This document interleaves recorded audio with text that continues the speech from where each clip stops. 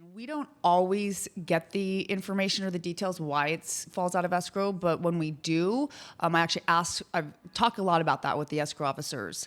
A lot of it's we're seeing is that maybe the people are writing the offers too fast and they get cold feet. We've had some buyers back out for cold feet. Or I'd say the most common that we know about are that they can't come to an agreement about repairs. Right. And so I would say that buyer financing, that used to be the number one cause. I would say that's definitely not because of the number of cash transactions. We're just not seeing the financing being as much of an issue, but really the repairs.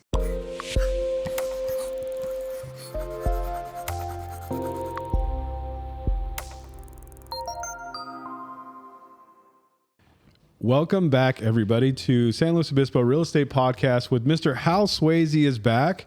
I feel like it's old school here. We got another awesome guest like we had in the past. Right. But first, Mr. Turner, how are you, sir?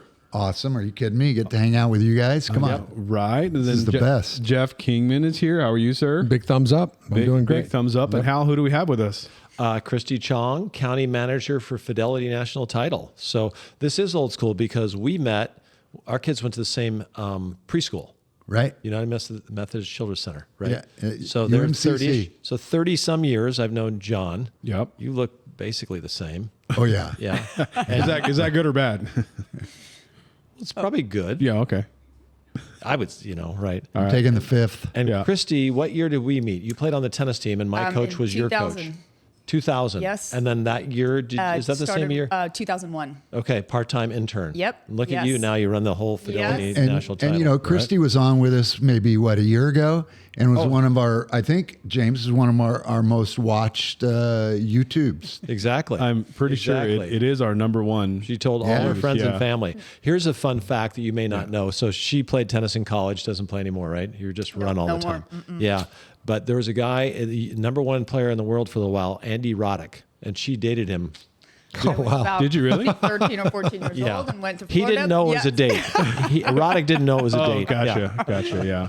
All right, well. Briefly. Yeah. Went out on a date at 13 or 14. Yeah, I know. Huh, Christy? We were young, but that is my claim to fame. That is a true story. All right. There's others. So we always like to have people lending it. This is Title and Escrow, Fidelity National Title. One of the larger, if not the largest company. Mm-hmm. Yeah. So you give us a much more global perspective. Correct. Right? So we like to talk about what's happening in the marketplace. I think, John, you wrote a few notes down, but we wanted to talk a little bit about fallout and cash offers. Sure. That's really important for us and other things for the public. So when we talk about fallout, for those of us who aren't in the real estate business, that means that you have opened an escrow, right? We've got a buyer and a seller who've evidently come together and open escrow, but the escrow doesn't close. That means the transaction never happened. We were talking about the percentage of those. Where are we right now in your business? Yes. So we'll close that. We'll use the term closing ratio. And so every month and every day we're watching that. And right now we're at about 56% closing ratio. So our fallout rate is, I would say, and that includes refinances. So obviously from a, company perspective, I'm talking about the resale transactions and the refinance. Our resale transactions are 85% of our business. So of that, our closing ratio is about 56%. I would say, and I would be pretty confident to say the other title companies are experiencing similar numbers. Right. And I would say of that, let's say 30% of the resale transactions that fall out, we see about half of those come back into escrow. And do we know the causation behind this? That's a good question. We don't always get the information or the details why it falls out of escrow, but when we do, I've talked a lot about that with the escrow officers. A lot of it's we're seeing is that maybe the people are writing the offers too fast and they get cold feet. We've had some buyers back out for cold feet. Or I'd say the most common that we know about are that they can't come to an agreement about repairs. Right. And so I would say that buyer financing, that used to be the number one cause. I would say that's definitely not because of the number of cash transactions. We're just not seeing the financing being as much of an issue, but really the repairs. Yeah. Is that what you guys are seeing as well? I would say for sure. Okay. Yeah, because most of the lending industry's had a tough go. So if you're surviving in these times, you're good. So you know how to actually determine pretty quickly whether a buyer is qualified. But it is interesting starting, I don't know, beginning of the year, how much, people just were cautious. Yes. My sense is that people have calmed down and there's not as much caution and getting cold feet and backing out. Okay. But certainly people are expecting more for their money. When I say people, the buyers. Yes. Right? Yes. Well, also when you think about the impact, a lot of properties not closing has on the local economy. I mean, this isn't good for anybody, right? The seller doesn't sell, the buyer doesn't buy, your company doesn't get paid, Hal's company doesn't get paid, the other agent's company doesn't get paid, the lender doesn't get paid, the appraiser doesn't get paid. I mean, this is not good when things don't close. So what the reason I bring it up is there some causation that for which we might be able to do better and have more control on helping people? That's an interesting question because we do a lot of subdivisions as well. So the new construction. So some of our escrow units, they concentrate on new houses. And so especially in Santa Maria, we have several tracts. And those fallout rates are very low. And so that coincides with the repairs because they know exactly what the houses look like. It's new construction. There aren't any repairs.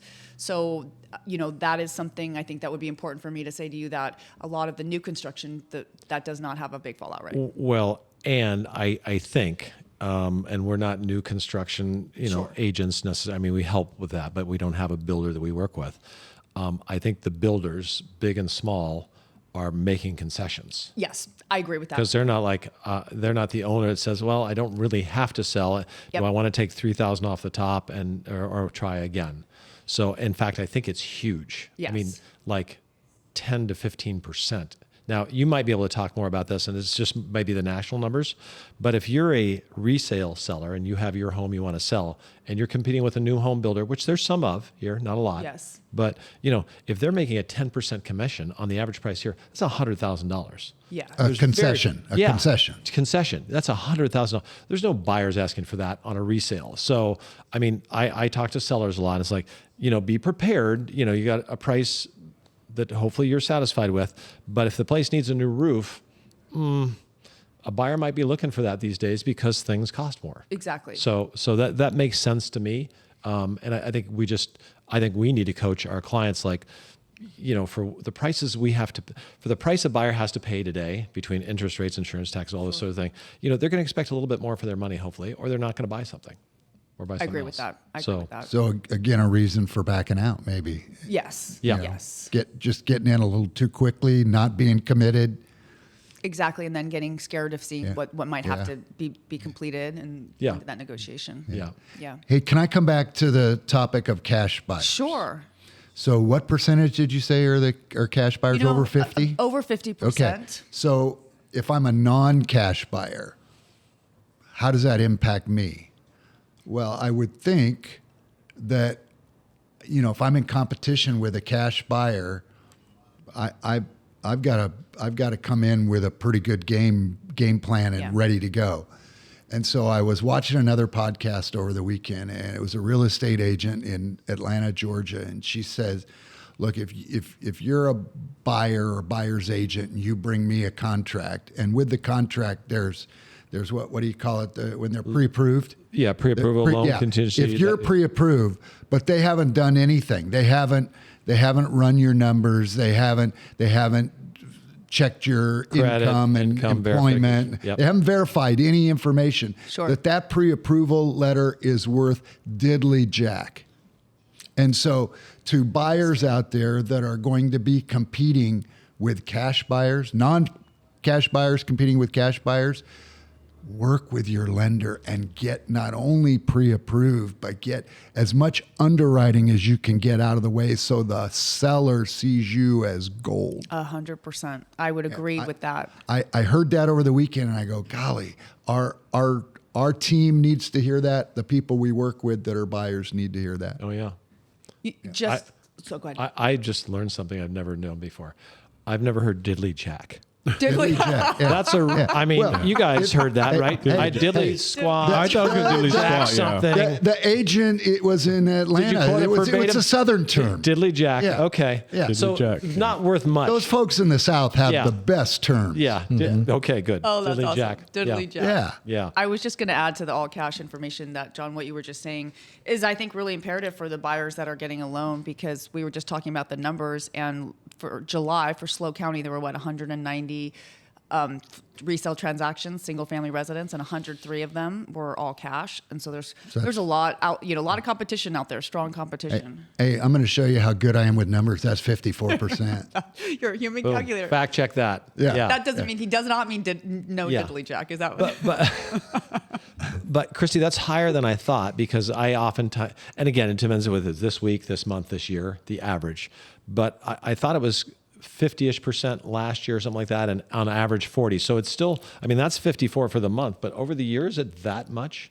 It That over you're the seeing. year, This is your correct. company, Yes, right? exactly. So Okay. we actually, I'm sorry, this is Countywide. We're looking at the records from Tax record. recorder- Yeah, exactly. recording office. Okay. So we look at them monthly, and I would say consistently it's about 50%, a little bit higher now this year than it was Isn't last that year. interesting?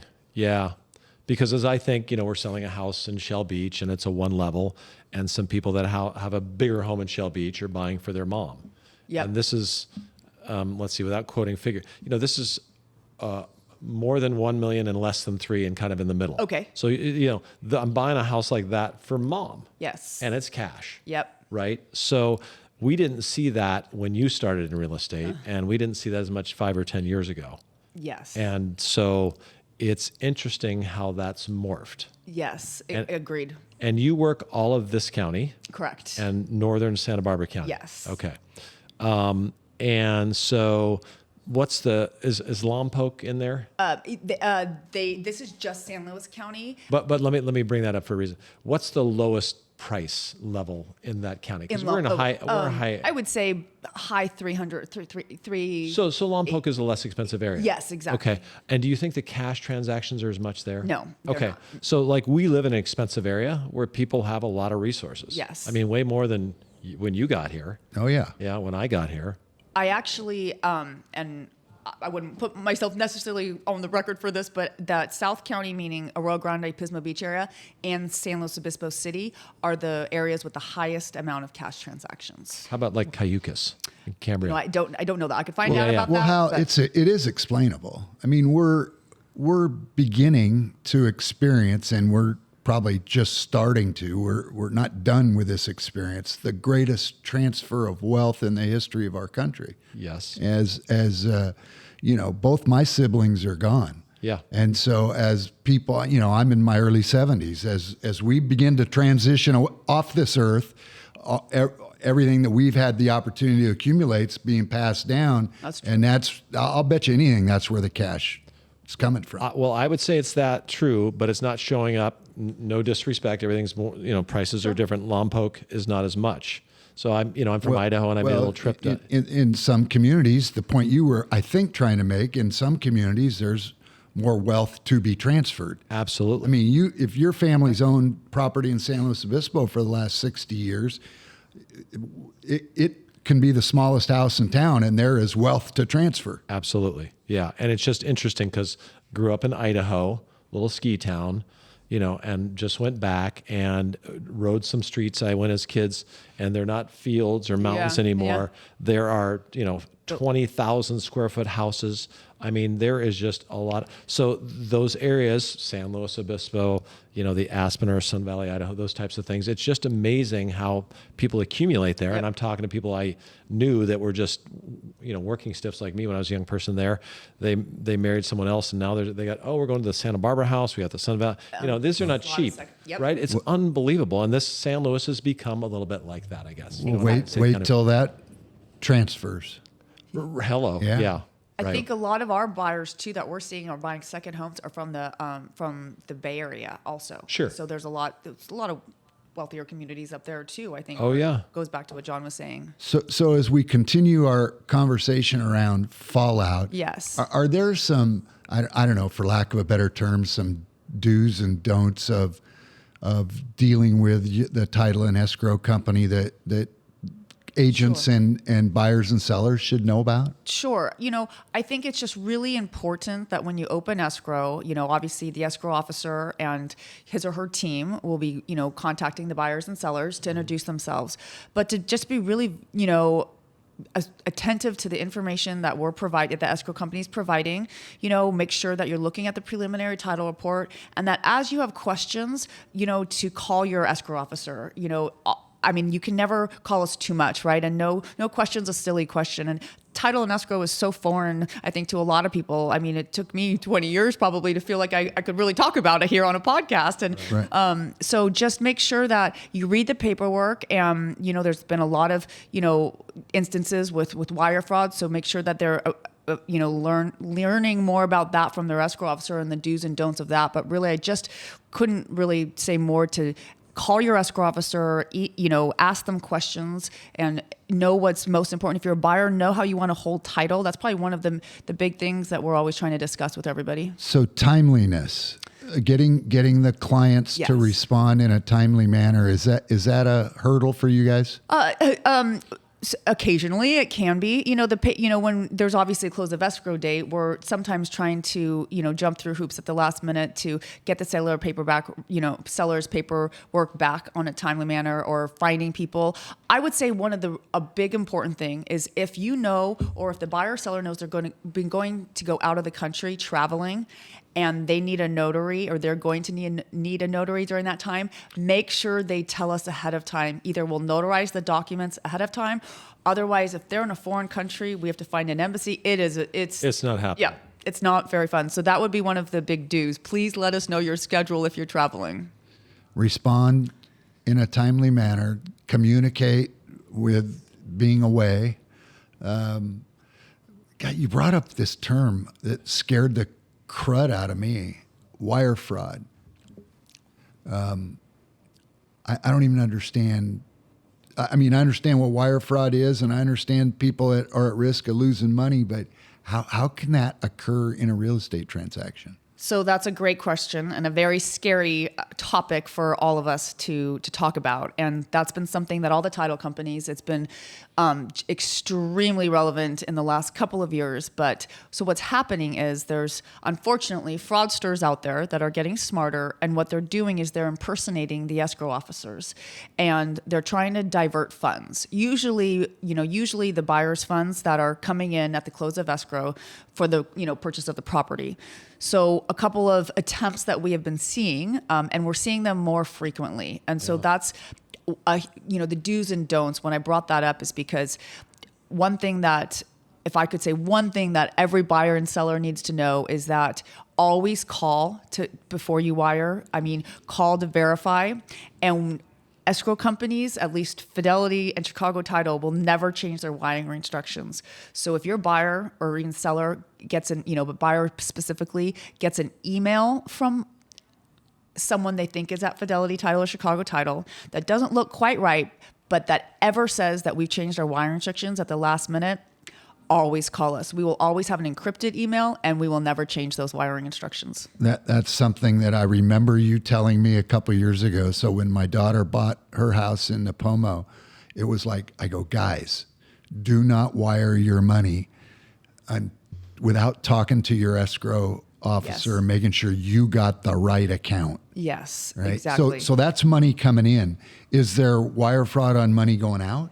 There can be in instances, and that's really on not so much title and escrow related, but it can be. I would say if you're, a buyer maybe with proceeds, or a seller with proceeds, excuse me, and if we're wiring to your bank, we do the same thing. We verify 3 times. We notate it, but just make sure that you as the seller are making sure that is, yes, that is my bank account. That is where it's going, and just be really attentive to that too, because at times there can be fraudsters the other way, or try to somehow get in the middle of that or at the bank. So I would just, both sides, seller and buyer, have to be extremely cautious, but more so, I'd say, when you're wiring money into the title company.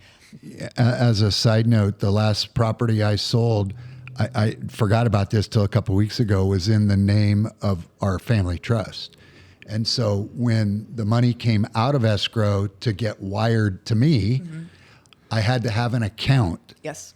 in the name of the family trust. So now I have an account in the name of the family trust that's been used for 1 or 2 transactions in the last 5 years. It now has $26.77 in it, but I have to keep an account in the name of the trust. John Turner. I'm not an attorney, but your attorney would probably be upset because if you have a trust and you have accounts that are not in the trust, Yeah, you know what happens with recesses? You don't keep much in I'm there. not. I don't keep Okay, money gotcha. Okay. in checking All right. accounts or bank accounts. I don't believe to in your that. So. defense, though, that we see that all the time. all the Yeah. time, and we Yeah, just had one returned to us for a Yeah. large amount of money Not- because it wasn't in and, the and trust.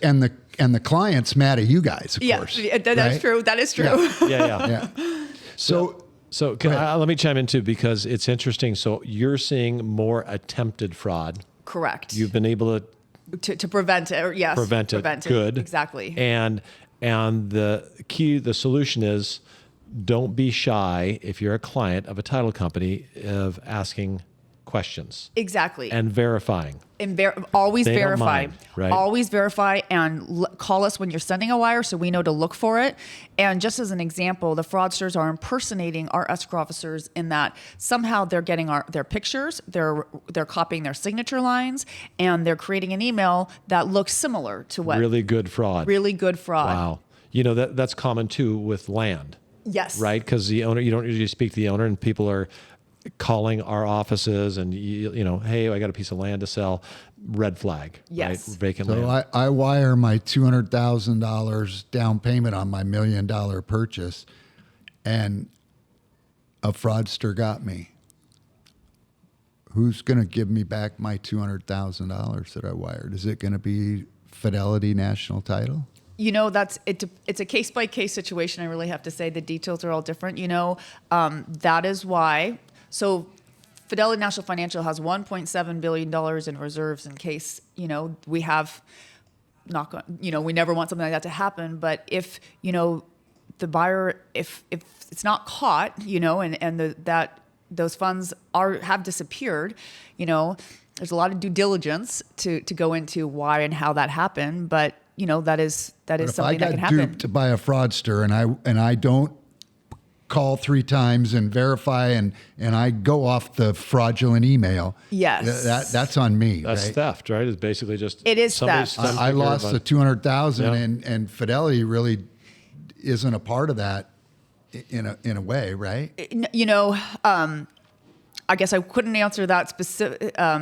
It is a little You bit haven't different. had to answer it, fortunately. No, exactly, yeah. exactly. We haven't had to answer that. There have been a lot of attempts, though. I will just tell you that we prevented. You remember the old movie back when you were in high school called Scared Straight? Yes, kind Yeah, of. it was trying to, kind of the say no to Oh, drugs right, things. right. Yeah, To yeah. scare kids to not smoking dope, right? Yeah. And I'm trying to scare people not to contact their No, darn exactly. escrow officer Yes. so we don't have this happen. And Yeah. if somebody does the old style, or not the old style, but it brings a cashier's check in, they can avoid it that way. Right? Yes, exactly. Cashier's check. The And convenience of wires is great, like the Venmo, all or the to stuff, receive you know. your funds by Yeah. cashier's check. Yep. yes, You're not gonna have exactly. fraud. Exactly. Yeah, so you Okay. take it out in the street and somebody So takes we're it. talking about technology here that's way above my head. So I'm Yes. going to ask a technology question because Here I we have no go. idea even what I'm asking. You don't know diddly jack Yeah. about that. I don't know diddly jack about this.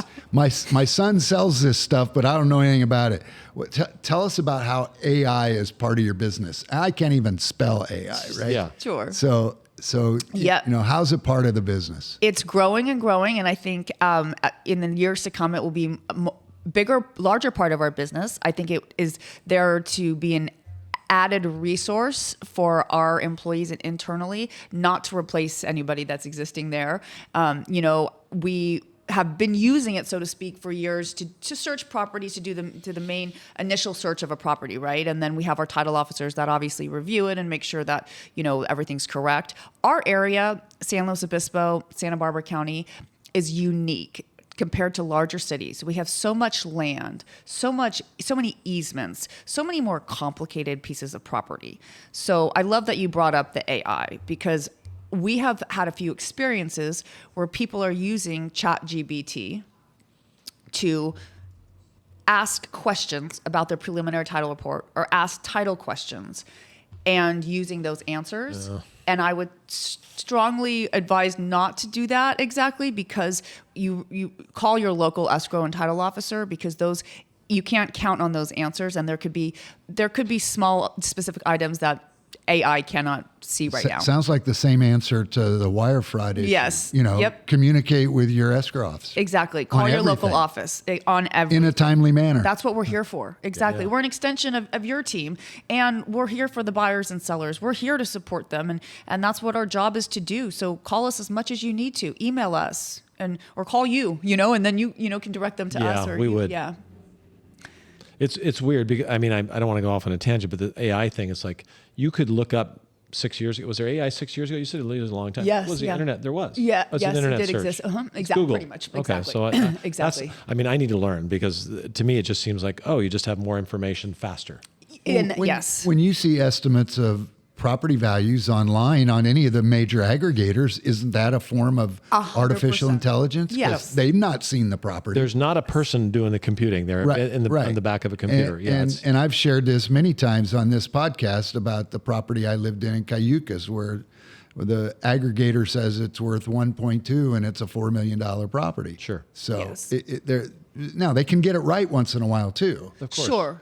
I think for us internally, our Fidelity National Financial has more tools for us as for the employees to use as a resource to try to be more efficient and in some cases be more accurate, so that we can be a better service to our customers. Yeah. Not to replace us or not to answer your questions, if that makes sense.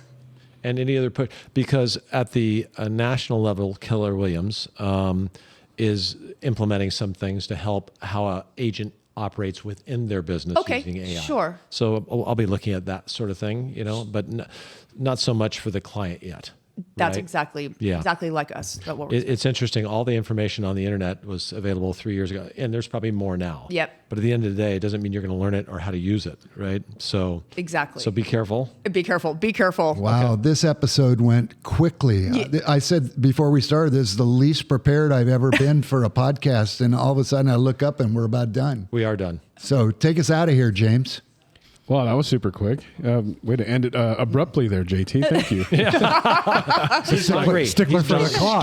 Yeah, Lunchtime. You're looking at the timer. I can see me stop. So that. let me say this. So Christie, if someone wants to reach you or somebody at Fidelity Title, the escrow or title department, what's the best number and how do they reach you guys? Thank you. So our main branch is in the San Luis Obispo. So my operation covers from Paso to Lompoc. Yep. So I would say call the main office, which is 805-782-6900. And if you're not sure who to ask for, you can ask for me, Christie Tjong, and you'll get an answer. So you haven't changed wire instructions and you haven't changed your phone number. Yep, in a long time. exactly. Okay, good. Exactly. Yeah, I know that number. So I appreciate you having me. Awesome. I was just about to say thank you for getting. I know you're busy. I appreciate you being here. Well, this is the highlight of my week. So Oh, awesome. Well, finally, we're the highlight of Yeah. somebody's week. It's about time. All right. So, Jeff, what do you have for us? Just make sure that you click on the subscribe and get those notifications too, because episodes come out all the time, and you want to be abreast of what's going on with real estate right here on the Central Coast. I agree. Hal, almost 80,000. Almost 80,000 subscribers. Wow. Wow. Crazy, right? Okay, We're so gonna hit first 100 year we soon. were 5-ish or 10,000 or what? No way. Something like that. I don't Yeah, know. so now we're at 80. That's great. It's, and how many it's like million YouTube views? Like I remember gosh. last year was 1 million. I 2.5, remember right? Or 50% is of that things you- are cash. We're over 2 million Already? 2 million. Okay. I'm sure. Yeah. I think if you ask ChatGPT, where's the best generational wealth accumulated, it just says Central Coast. Yeah. And That's at John people- Turner's house. Yeah. All right. Well, thank you, Not mine. everybody, for subscribing. And if you haven't subscribed, yes, please do. And yeah, thank you so much again, Christie, John, Hal. Thank you And very we'll much. talk to everybody next week. All right. Thanks, Okay. James. Bye-bye. Thanks. Thanks, Jeff.